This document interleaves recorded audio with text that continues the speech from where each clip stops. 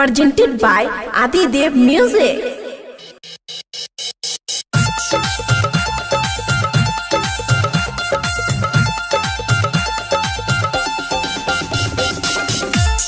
अभी आप सुन रहे हैं आदिदेव म्यूजिक की शानदार प्रस्तुति।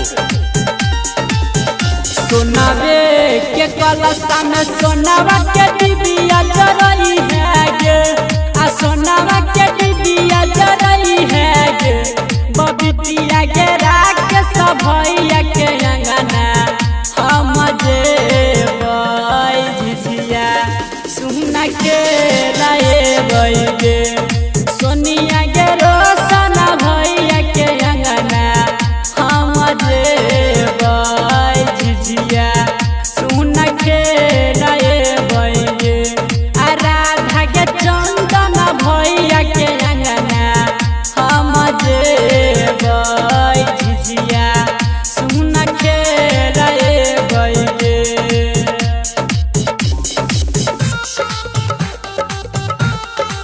अभी आप सुन रहे हैं आदिदेव म्यूजिक की शानदार प्रस्तुति।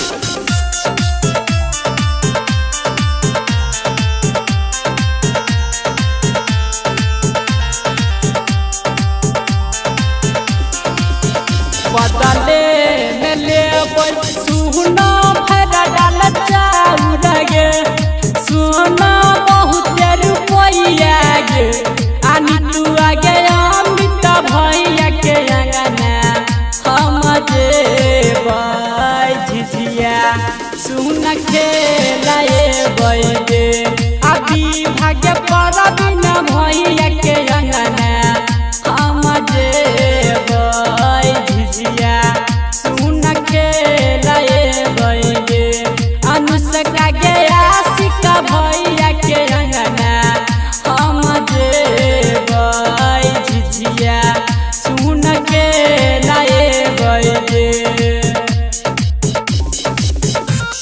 अभी आप सुन रहे हैं आदिदेव म्यूजिक की शानदार प्रस्तुति।